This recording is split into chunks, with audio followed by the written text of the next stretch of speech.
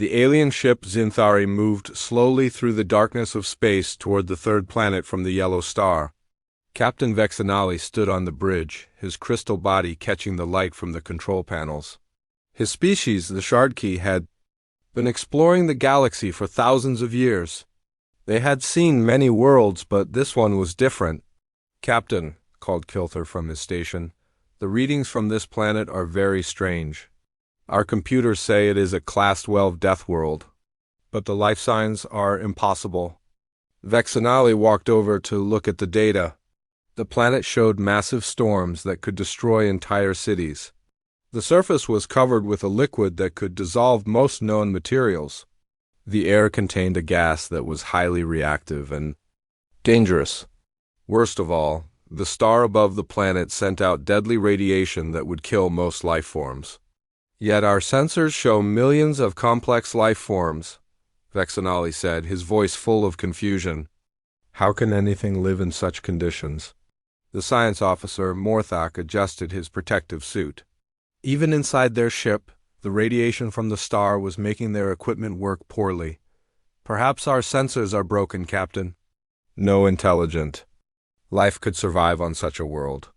"We must investigate," Vexanali decided. "Prepare a probe. We will study this world from a safe distance." On the planet below, Jake Martinez wiped sweat from his forehead as he worked on the construction site. The sun was hot, and the air was thick with humidity. A storm was coming from the east, and the wind was getting stronger. Jake had worked construction for 15 years, and he knew when to get ready for bad weather. "Hey, Jake," called his supervisor. "Weather service says a big hurricane is coming. We need to secure everything and get out of here." Jake nodded and started putting away his tools. He looked up at the sky and saw dark clouds building. The wind was already strong enough to make the crane sway. This was going to be a big one. Across the city, Lisa Patterson was working late in her lab at the Marine Research Center. She studied ocean life, and storms always brought interesting things up from the deep water. Her equipment showed that waves were getting very high, and the water temperature was changing rapidly. Lisa looked out the window at the ocean. The waves were huge, and the water was a dark gray color. Lightning flashed across the sky, and she could hear thunder getting closer. She loved storms, but she also respected their power. High above the planet, Kilther was having problems with his probe. The electromagnetic activity from the approaching storm was interfering with his controls. The probe was supposed to collect air and water samples, but the readings were showing impossible results. "Captain," Kilther said, his voice worried, "the probe is not responding correctly. The storm on the surface is creating energy levels that are damaging our equipment." "What kind of storm?" Vexanali asked. "The winds are moving at over 200 kilometers per hour. The electrical discharge is constant. The water is being thrown around like it has no weight. Captain, this is not just a storm. This is like a weapon." Vexanali studied the data. On his homeworld, a wind of 50 kilometers per hour would be considered dangerous. This storm was 4 times stronger than anything his people had ever seen. "Can the probe survive?" "I do not think so, Captain. The energy levels are too high." The probe was not designed for such conditions. As if to prove his point, the probe suddenly stopped responding. The last image it sent showed walls of water taller than buildings and lightning that lit up the entire sky. Then the signal went dead. "The probe has been destroyed," Kilther reported. "It fell into the liquid ocean." Jake was driving home when he saw the strange light in the sky. It was moving too fast to be an airplane, and it was glowing with a blue light that he had never seen before. He pulled over to the side of the road and watched as the object fell toward the ocean. "What the hell was that?" he said to himself. The object hit the water about 2 kilometers from the shore. Jake could see the splash even from where he was. The storm was getting worse, and the rain was starting to fall hard. Most people would have gone home, but Jake was curious. He had always been the type of person who wanted to see what was happening. He drove to the marina where he kept his boat. The waves were getting bigger, and the wind was howling. The harbor master tried to stop him. "Jake, you can't go out there. The storm is too dangerous." "I saw something crash out there," Jake said. "It might be a plane, Someone might need help. The harbor master shook his head. The Coast Guard will handle it. You'll get yourself killed. But Jake was already starting his boat. He had been fishing in these waters since he was a boy. He knew how to handle rough seas. The boat was strong and he had good equipment. He would be careful. At the research center, Lisa saw the same light that Jake had seen. Her instruments detected a large object hitting the water. The impact created waves that her sensors could measure. She was trained to investigate unusual ocean events. Lisa called her supervisor, but he told her to stay inside until the storm passed. She waited for an hour, but her curiosity got the better of her.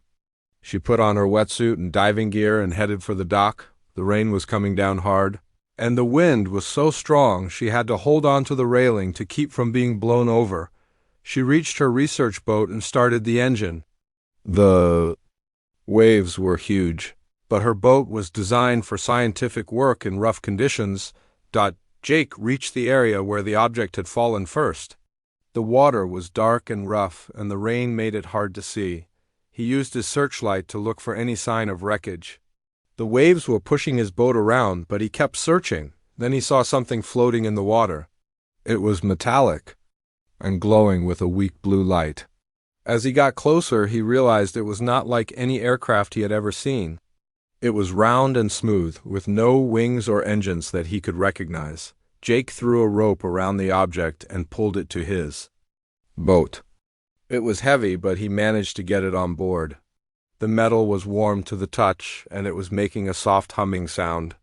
There were symbols on the side that looked like writing, but not in any language he knew. Suddenly, part of the object opened like a door. Jake jumped back, expecting an explosion or fire. Instead, a figure stumbled out.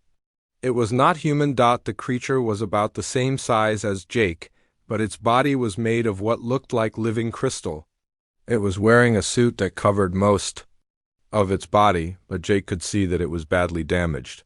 The creature fell to the deck of the boat, and Jake could see that it was hurt. Lisa arrived just as Jake was trying to help the creature. She tied her boat to his and climbed aboard. The storm was getting worse, and they needed to get to shore quickly. "What is that thing?" Lisa asked, shouting over the wind. "I don't know," Jake replied, "but it's alive and it needs help." The creature, Kilthur, was barely conscious. His suit was leaking, and the water around him was having a terrible effect on his body. To his species, water was a deadly acid. The oxygen in the air was poisoning him slowly. The electromagnetic energy from the storm was interfering with his life support systems, but the humans were trying to help him. They did not seem to be affected by the terrible conditions around them. They moved easily in the storm, and they touched the deadly water with their bare hands. How was this possible? Jake and Lisa worked together to get all three boats back to shore. The storm was at its worst now, with winds that shook the entire marina. They carried Kilthur to Jake's truck and drove to the hospital. As they drove through the storm, Kilthur watched the humans in amazement. They were not wearing protective suits. They were breathing the dangerous air and drinking the poisonous water. They moved through the deadly storm like it was nothing more than a minor inconvenience. When they reached the hospital, the bright lights hurt Kilthur's eyes. The electromagnetic radiation from the human equipment was overwhelming his senses. The doctors and nurses moved around him with confidence, completely unaware that they were working in conditions that would kill most intelligent life in the galaxy. A nurse offered him a glass of water, and Kilthur nearly fainted from fear. These humans were casually offering him the most corrosive substance in the universe. How could they not know how dangerous it was? With his last bit of strength, Kilthur activated his emergency communicator. The message he sent to his ship was simple but desperate. "This world breaks every law of physics we know. The dominant species drinks liquid death and walks through radiation storms they call sunshine. Request immediate extraction." On the ship above, Captain Vexanali received the message and stared at it in disbelief. His probe operator was clearly suffering from some kind of mental breakdown. No species could survive in such conditions, let alone thrive in them. But as more data came in from the planet's surface, Vexanali began to realize that his probe operator might be telling the truth. This world was not just a death world. It was something far worse. It was a place where the impossible had become ordinary. Dr. Elena Rodriguez was having her morning coffee when the military truck arrived at her veterinary clinic in Montana. She had been a veterinarian for 12 years, working with everything from farm animals to wild creatures. But she had never seen anything like what Colonel Pete Davis brought her. "Dr. Rodriguez," Pete said as he carried in a metal container, "we need your help with some unusual specimens. They fell from the sky last night during the thunderstorm." Elena looked at the objects inside the container. They were small, about the size of her hand, and they glowed with a soft blue light. They looked like they were made of metal and crystal, but they moved slightly, as if they were alive. "What are they?" Elena asked, putting on her gloves to examine them more closely. "We don't know," Pete replied. "They're not from Earth, that's for sure. We think they might be some kind of biological scanning device. We need someone who understands how living things work." Elena studied the objects under her microscope. They had structures that looked like organs, but they were made of materials she had never seen before. There were tubes that seemed to carry some kind of liquid in chambers that pulsed like tiny hearts. "These are amazing," Elena said. "They're like machines, but they're also alive. I've never seen anything like this." High above the Earth, the alien ship Synthari was in chaos. The crew had lost contact with most of their bioscanners during the storm. The ones that survived were sending back data that made no sense. Morthak, the ship's biologist, was studying the information with growing horror. "Captain," he said to Vexanali, "the ecosystem on this planet is impossible. The food chain is based on organisms that literally consume each other while still alive." Vexanali looked at the data on his screen. On his homeworld, all creatures lived peacefully together, getting energy from the sun and minerals from the ground. The idea of one creature killing another for food was something from nightmare stories.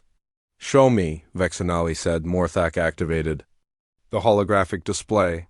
It showed images of Earth's ocean where large fish were chasing and eating smaller fish. On land, creatures with sharp teeth were hunting other animals. Plants were growing on the dead remains of other plants. "This is not just occasional violence," Morthak explained. "This is how their entire ecosystem works. Every creature must kill other creatures to survive. And the dominant species, these humans, they actually raise animals just so they can kill them later." The captain stared at the images in shock. You saying that these humans are some kind of ultimate predator?" "Worse," Morthak said. "They form emotional bonds with creatures they call pets, and then they also eat similar creatures. They seem to feel both love and hunger for the same types of beings. It makes no sense." At the same time, more alien equipment was falling from the sky. The storm had damaged many of their devices, and they were crashing all over the planet. 2 more aliens, Hashana and Grolix, had been forced to make an emergency landing.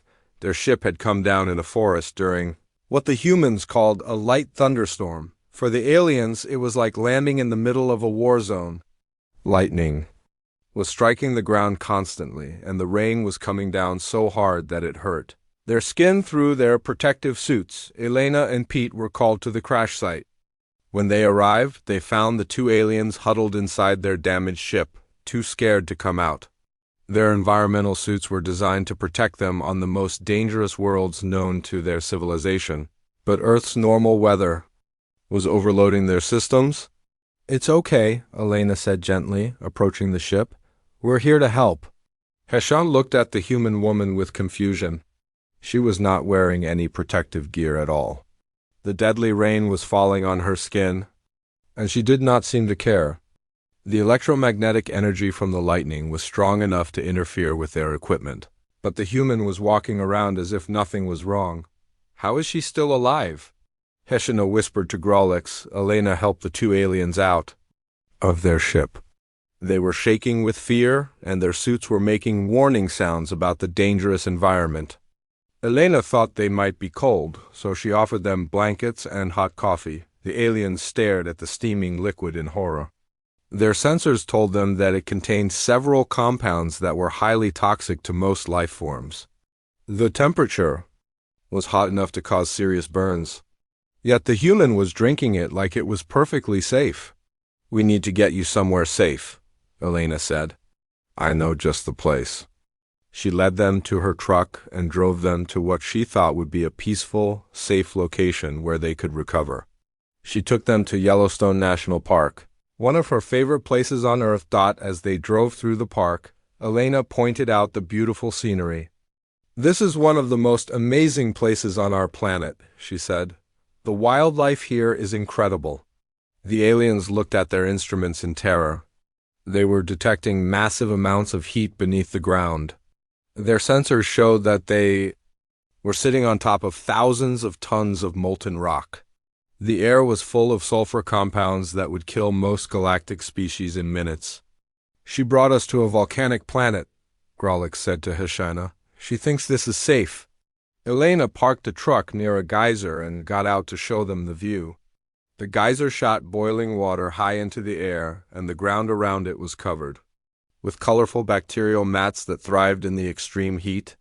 "Isn't it beautiful?" Elena said. "The bacteria here live in water that's hot enough to cook food. They found a way to turn the heat into energy." The aliens watched in amazement as Elena walked right up to the edge of the hot spring. The water was hot enough to instantly kill them, but she was admiring it like it was a work of art. "Look," Elena said, pointing to a family of bison grazing nearby. "Those animals weigh almost a ton each. They're some of the strongest creatures on our planet." The aliens saw the huge animals and realized that this world was full of creatures that could easily kill them. Yet the humans lived alongside them peacefully. Children were playing in the park, completely unaware that they were surrounded by deadly geothermal activity and dangerous wildlife. Pete arrived with more military personnel to help with the aliens. He found Elena showing Heshna and Grolix around the park like they were tourists. "Elena," Pete said, "maybe we should take them somewhere less deaf?" Elena looked confused. "What do you mean? This is one of the safest places I know. The park rangers keep everything well maintained." The aliens looked at each other in disbelief.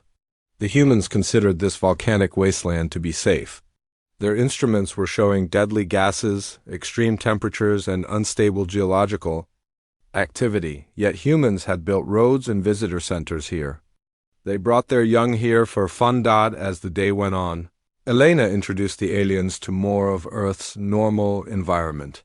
She showed them flowers that were beautiful but poisonous. She pointed out insects that could inject venom. She explained how plants competed with each other for sunlight and nutrients, sometimes releasing chemicals to kill their competitors. "This is how nature works," Elena said. "Everything is connected. When one creature dies, it becomes food for others. It's the circle of life." The aliens were recording everything, trying to understand how such a system could exist. On their homeworlds, life was peaceful and cooperative. Here, survival seemed to require constant warfare. "The trees here can live for thousands of years," Elena explained, pointing to a massive pine tree. "They survive forest fires, droughts, and freezing winters. They're incredibly tough." Heshina scanned the tree and found that it was full of compounds that would be toxic to most galactic species. The tree was essentially a living chemical weapon, but the humans saw it as beautiful and peaceful. That evening, Elena took the aliens to a local restaurant to show them human culture. The menu was full of items that made the aliens' instruments go crazy. Spicy foods that contained capsaicin, a compound that caused pain in most species. Alcoholic drinks that were literally poisonous. Coffee that contained stimulants that would cause heart failure in many galactic races. "Try this," Elena said, offering them a salad. "It's very healthy." The aliens scanned the salad and found that it contained oxalic acid, alkaloids, and other compounds that their people used as cleaning solvents. Yet the humans ate these substances regularly and called them nutritious. Elena noticed that the aliens were not eating. "Are you feeling okay? You haven't touched your food?" She was genuinely concerned for their well-being. Despite living in what the aliens considered a hellish environment, the humans were kind and caring. They went out of their way to help strangers. They shared their food and shelter without expecting anything in return. Back on the ship, Captain Vexanali was receiving reports from his crew members on the surface. Each report was more disturbing than the last. "Captain," Morthic said, "the humans have built their entire civilization around surviving in impossible conditions. They have tamed some of the most dangerous creatures on their planet and made them into companions. They grow the toxic plants that other species use as weapons and eat them for nutrition." Vexanali studied the data. "What about their technology? How do they build anything in such a corrosive environment?" That's the most disturbing part," Morthic replied. Tony Burke was under the hood of his truck when the strange visitors arrived at his garage. He had been fixing cars and trucks for 20 years in the small desert town of Barstow, California. The woman who brought them looked like a scientist, and the man with her was clearly military. "Mr. Burke," said Amy Chun, the local high school science teacher, "we need your help with a special project. These visitors have some equipment that needs repair." Tony wiped his hands on a rag and looked at the two figures in the bulky environmental suits. They were standing very stiffly, and their suits were making soft beeping sounds. He had never seen anything like their equipment before. "What kind of vehicles do you folks drive?" Tony asked. "I work on pretty much everything." The aliens, Hashena and Grolix, looked at each other nervously. They had traveled to what their computers said was Earth's least dangerous environment. The Atacama Desert had very little water, which they thought would be safer. But their sensors were still showing deadly levels of ultraviolet radiation from the sun. Amy had been called in to help communicate with the visitors because she spoke several languages. She had no idea they were from another planet, but she could tell they were having trouble with the environment. "They're from a very different climate," Amy explained to Tony.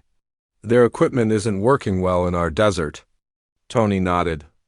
"Desert can be tough on electronics. Let me take a look." He examined their environmental suits and found several problems. The cooling systems were overloaded, trying to protect the aliens from what Tony considered a normal sunny day. The air filters were clogged with dust, and the power systems were failing. "I can fix this," Tony said. "But why are you wearing these suits? It's only about 95 degrees today." "That's pretty comfortable for the desert." The aliens stared at him in shock. Their suits were registering temperatures that would kill most galactic species, and the human was calling it comfortable. The ultraviolet radiation was strong enough to damage their equipment, but the human was working outside without any protection at all. Meanwhile, on the alien ship, research specialist Quindor was studying the data they had collected about human biology. What he found made no sense according to everything they knew about life in the universe. "Captain," Quindor reported to Vexanali, "the humans show adaptations that should be impossible. They live in environments that range from frozen wastelands to burning deserts. Some of them live where the temperature never rises above freezing. Others live where it never drops below what we would consider lethal heat." Vexanali studied the data. "Perhaps they are different subspecies?" "No, sir, they are all the same species. A single human can survive in all these different environments. They simply put on different clothing and continue with their normal activities." The captain found this hard to believe. "Show me examples." Quindor displayed images of humans in different environments. Humans in the Arctic wearing thick clothes and working outside in conditions that would freeze most galactic species solid. Humans in tropical jungles, surrounded by plants and animals that would kill most intelligent life. Humans in mountains, breathing air that had so little oxygen that it would suffocate most species. "But that's not the strangest part," Quindor continued. "They actually seek out these dangerous environments for something they call recreation. They voluntarily expose themselves to conditions that we would use to execute criminals." Back in the desert, Tony was showing the aliens how he fixed their equipment. He used simple earth tools and materials that he had in his garage. The aliens watched in amazement as he repaired their advanced technology with what they considered primitive methods. Your suits are pretty sophisticated, Tony said, but they're not built for desert conditions. See, you need better heat dissipation and stronger air filters. I've made some modifications that should help. Tony had unknowingly improved their technology. His simple mechanical solutions worked better in Earth's environment than their advanced galactic engineering. The aliens realized that humans had developed their technology specifically to function in conditions that would destroy most galactic equipment. Amy watched Tony work and explained to the aliens how humans lived in the desert. People have been living here for thousands of years, she said. The native tribes knew how to find water and survive in the heat. Modern technology just makes it easier. She showed them photographs of ancient human settlements in the desert. The aliens saw that humans had not just survived in these deadly conditions, they had built entire civilizations. They had created art, music, and literature while living in an environment that most galactic species would consider a death sentence. The children love it here, Amy said, showing them pictures of her students. They play outside every day. We teach them to respect the desert, but they're not afraid of it. The aliens looked at images of human children playing in temperatures that would kill most galactic young. These small humans were running around in the deadly radiation, laughing and having fun.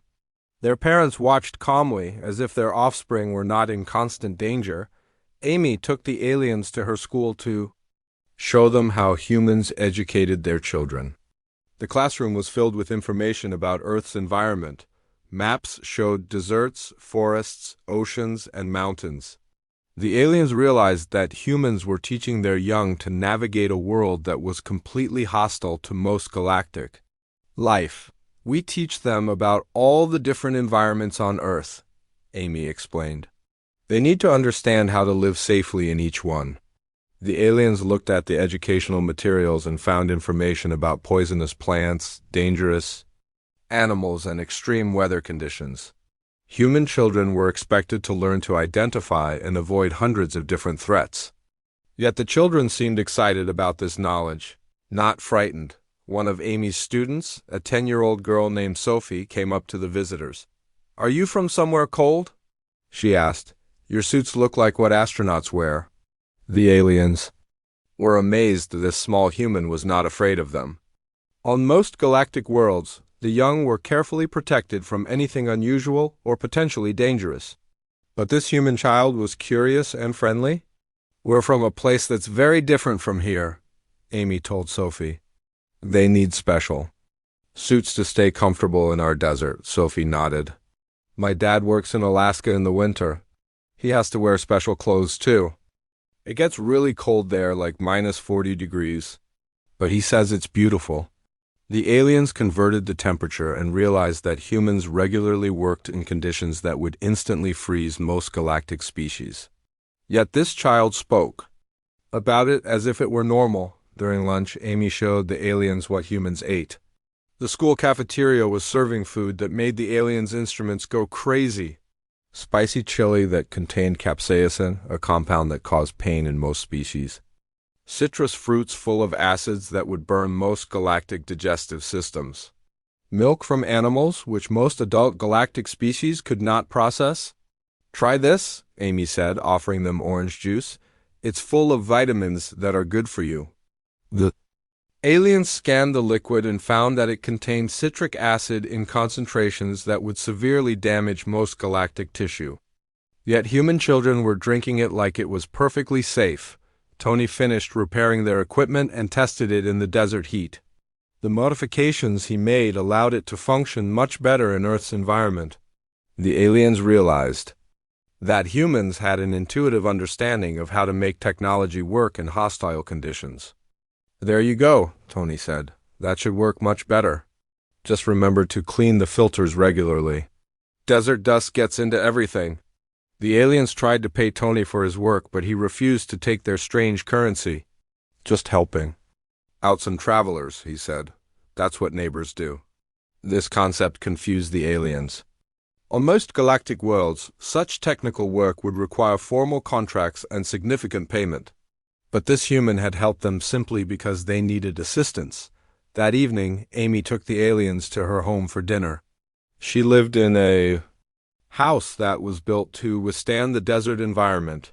The walls were thick to insulate against heat, and the roof was designed to handle the intense sunshine. My family has lived in this area for 3 generations, Amy said. My grandfather was a miner, and my father worked in construction. We know how to live with the desert. The aliens looked around her home and saw that it was full of items that would be considered dangerous on most galactic worlds. Plants that contained toxins, decorations made from the bones of dead animals, and books about surviving in extreme environments. Amy's husband came home from work. He was a park ranger who spent his days outside in the desert heat, protecting the environment and helping visitors.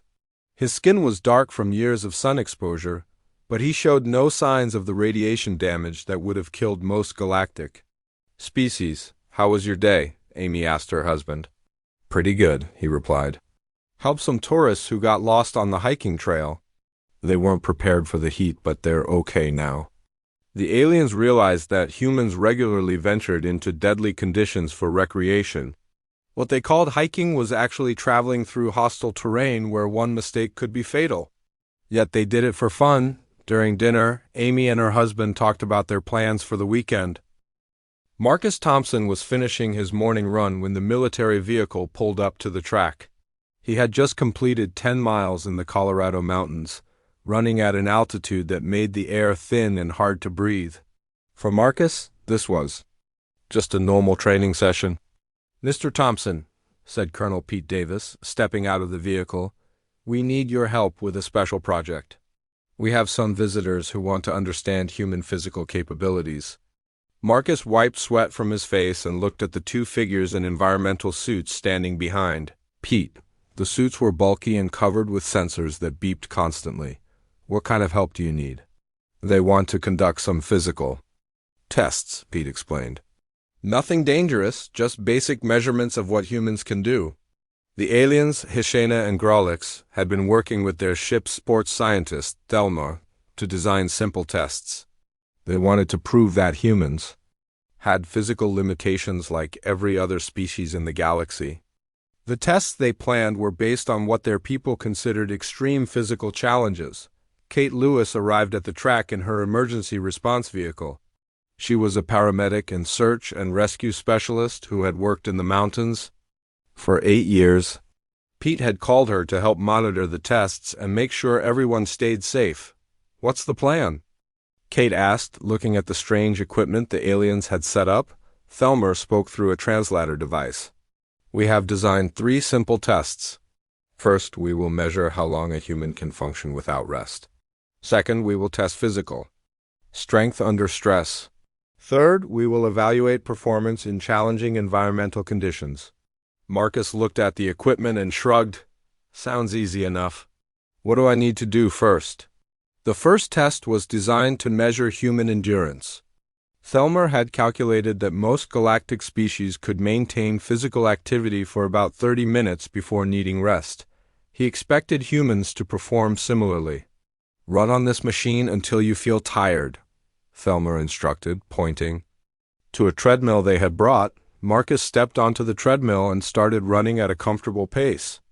The aliens watched their instruments, expecting him to stop within half an hour. After an hour, Marcus was still running easily and chatting with Kate about his weekend plans. I'm going rock climbing tomorrow, Marcus said, not even breathing hard. There's a new road I want to try in the canyon. The aliens stared at their instruments in confusion. Marcus had been running for over an hour, and his vital signs showed that he was barely working. Thelmer increased the speed and incline of the treadmill, making it much more difficult. Marcus adjusted his pace and kept running. This is nice, he said. Reminds me of the trail up Mount Evans. That's a good workout. After 2 hours, the aliens stopped the test. Marcus wasn't even tired. He was ready to continue, but their equipment was overheating from trying to create conditions challenging enough to test human limits. How is this possible? Thelmer asked Kate. Our instruments show he could continue for many more hours, Kate laughed. Marcus runs marathons for fun. 26 miles is just a normal race for him. Some humans run ultra-marathons that are over 100 miles long. The aliens checked their translation devices, thinking they had made an error. 100 miles was further than most galactic species could travel in a vehicle without stopping. Yet humans did this on foot for recreation. The second test was designed to measure human strength under stress. Thelmer had created a simulation of emergency conditions that would challenge any galactic species. The test involved lifting heavy objects while dealing with loud noises, bright lights, and time pressure. This should be difficult for any organism, Thelmer explained to Kate. The stress factors will impair his performance significantly. Kate looked at the test setup and smiled. This looks like a normal day at work for me. Marcus entered the test area where alarms were blaring and lights were flashing.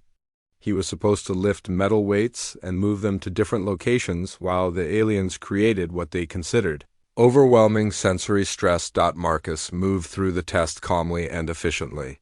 The noise and lights didn't seem to bother him at all. He lifted weights that should have been impossible for a creature his size and completed the course in record time. How did you do that so easily? Heshena asked through the translator. I work out at a gym that plays loud music, Marcus said. And I've been in plenty of emergency situations. This was actually pretty quiet compared to a real crisis. Kate nodded. Marcus volunteers with our mountain rescue team. He's pulled people out of avalanches and carried injured hikers down mountainsides. This test was easier than his normal rescue work. The aliens realized that their stress test was actually relaxing compared to what humans dealt with regularly. They had designed challenges that humans faced every day in their normal lives. For the third test, Thelmer decided to use Earth's own environment against the humans. He chose what he thought would be an impossible challenge, working in extreme weather conditions that would incapacitate any reasonable organism. We will test your performance during a storm, Thelmer announced. This will surely reveal your species' limitations. A thunderstorm was approaching the mountains, and Thelmer was confident that the humans would be forced to seek shelter. The electromagnetic energy and atmospheric pressure changes would make it impossible for them to function. Marcus and Kate looked at the approaching storm clouds and checked their equipment. Perfect timing, Kate said. I need to practice some rescue techniques anyway. As the storm arrived, the aliens watched in horror as Marcus and Kate continued their activities outside. Lightning was striking nearby mountains, and the rain was coming down so hard that visibility was almost zero. The electromagnetic energy was overwhelming the alien sensors. Kate set up a training scenario where Marcus had to climb a rock face and rappel down while the storm raged around them. The aliens expected them to fail immediately and seek shelter. Instead, Marcus climbed the rock wall easily, despite the rain making everything slippery. He moved with confidence and skill, as if the storm was just a minor inconvenience. Kate delayed him from below, completely unbothered by the lightning striking around them. This is great practice, Marcus called down to Kate. The rain makes it more challenging, just like real rescue conditions. The aliens watched their instruments in disbelief. The electromagnetic energy from the lightning should have disrupted human nervous systems. The rain should have made climbing impossible. The atmospheric pressure changes should have caused severe disorientation, but Marcus and Kate were performing better in the storm than they had in calm conditions. They seemed to thrive on the additional challenge. Fighter pilot Lavra Kim arrived. At the test site in her F-16 fighter jet, Pete had asked her to demonstrate human performance in extreme conditions that involve technology. The aliens wanted to understand how humans could operate complex machines in their hostile environment. I hear you want to see what humans can do, Lavra said to the aliens. Want to take a ride? Thelmer agreed, thinking that observing human technology would help him understand their limitations. He put on additional protective gear and climbed into the back seat of Laura's aircraft. Lavra took off into the storm, flying through conditions that the aliens considered impossible for any aircraft. The electromagnetic interference from the lightning should have disabled all electronic systems. The turbulence should have torn the aircraft apart. Instead, Lavra flew through the storm like it was nothing. She performed aerobatic maneuvers that subjected Thelmer to gravitational forces that should have killed most galactic species. The alien scientist experienced G-forces that compressed his body and made it difficult to breathe. "This is just basic flight training," Lavra explained over the radio. "Human pilots regularly experience forces of 9 gigaseconds or more. Our aircraft are designed to function in all weather conditions." Thelmer barely survived the flight. When they landed, he could barely stand. His protective suit had been pushed to its limits, trying to keep him alive during the maneuvers that Lavra considered routine. "How do you tolerate such forces?" Thelmer asked weakly. "Training and conditioning," Lavra replied. "We start with smaller forces and gradually build up our tolerance. The human body adapts to almost anything if you train it properly." Engineer Chris Parker arrived at the test site to demonstrate human industrial capabilities. He brought a large construction crane and other heavy equipment to show how humans worked in their environment. "You want to see human technology in action?" Chris asked. "I'll show you how we build things on Earth." Chris operated the crane during the thunderstorm, lifting heavy steel beams and placing them precisely despite the wind and rain. The aliens watched in amazement as he controlled machinery that weighed hundreds of tons, while electromagnetic energy from the lightning interfered with all their equipment. "Isn't this dangerous?" Grolix asked Kate. "Chris has been doing construction work for 15 years, Kate replied. "He's worked in hurricanes, blizzards, and heat waves. A little thunderstorm doesn't slow him down." Chris explained how human construction equipment was designed to function in Earth's hostile environment. The machines were built to resist corrosion from the planet's water. Rachel Green arrived at the United Nations building in Geneva on a cold winter morning. As Earth's chief diplomat for First Contact protocols, she had been working for months to prepare for this historic day.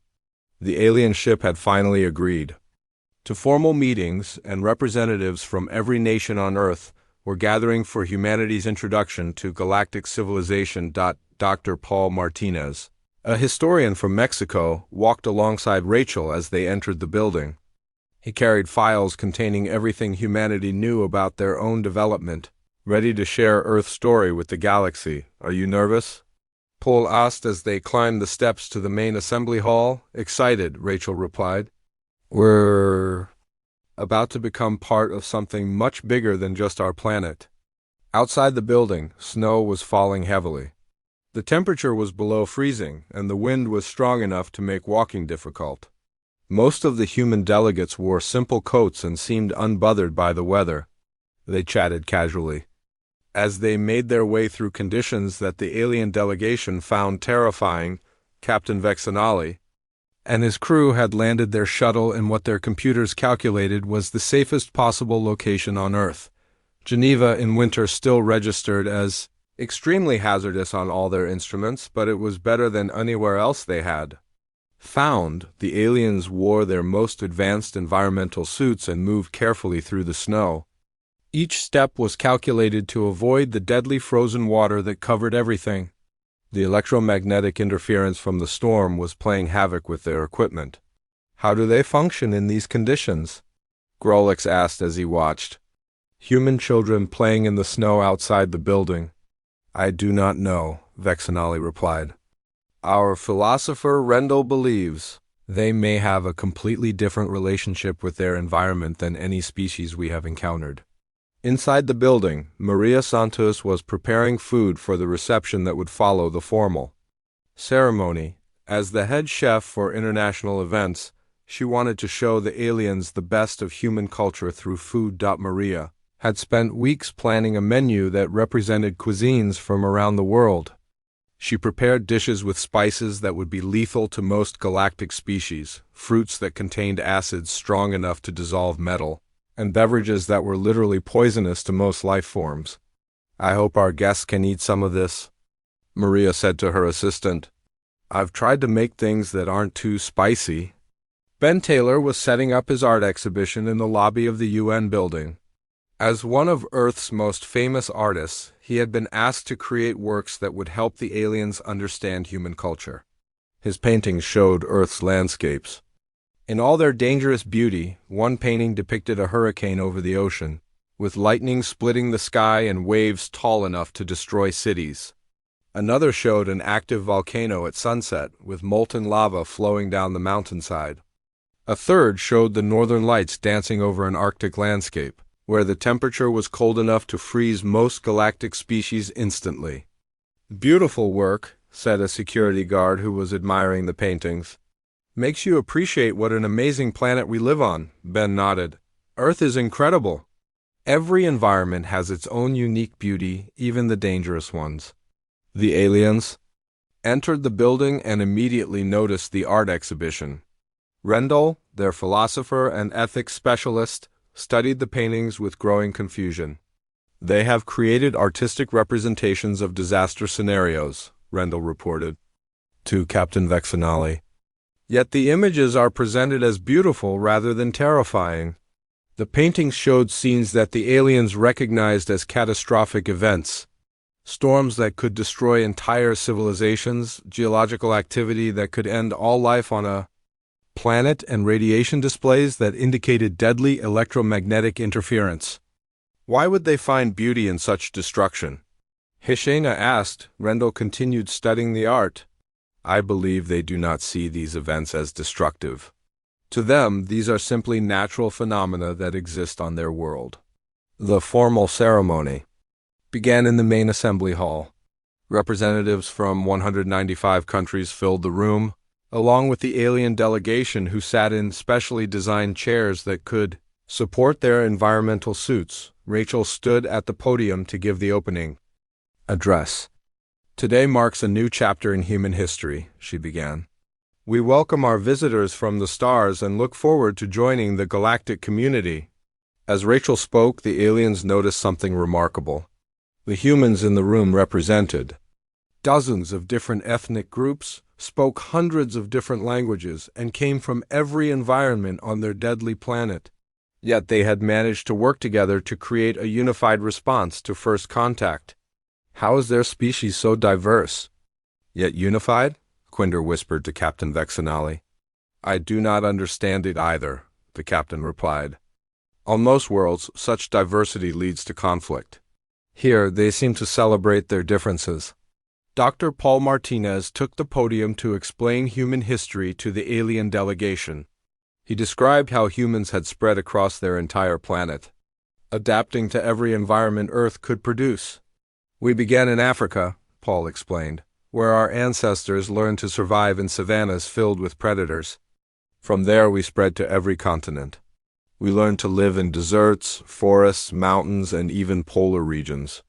The aliens listened with growing amazement as Paul described human migration patterns. Humans had voluntarily entered environments that would kill most galactic species. They had crossed frozen oceans, climbed deadly mountain ranges, and sailed across vast bodies of the corrosive liquid they called water. "We have always been explorers," Paul continued. "When we ran out of new places on Earth to discover, we started building machines to explore beyond our planet. We have sent humans to our moon and robotic probes to other worlds in our solar system." Captain Vexanali realized that humans were not content to simply survive on their Deathworld. They were actively seeking out additional challenges and dangers. To explore, during the lunch break, the aliens were invited to experience human hospitality.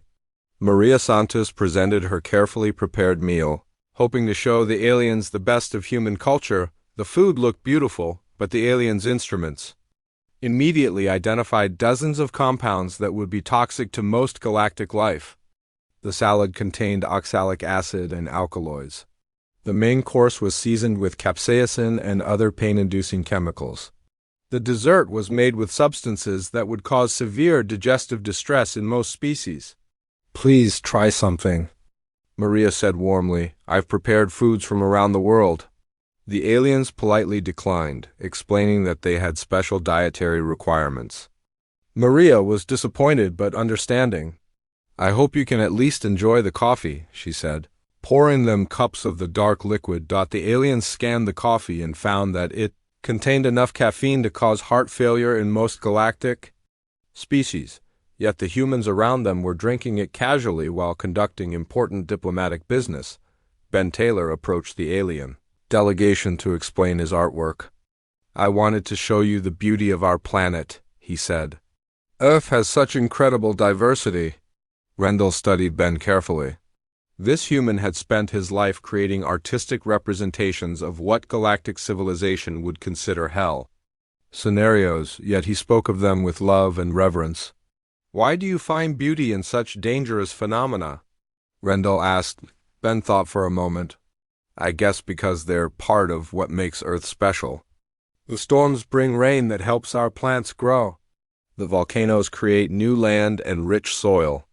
The winter snow feeds our rivers and lakes. Everything is connected. The alien philosopher was stunned. Humans did not see their world's deadly features as obstacles to overcome. They saw them as essential parts of a beautiful system that they loved and cherished. The afternoon session focused on human achievements.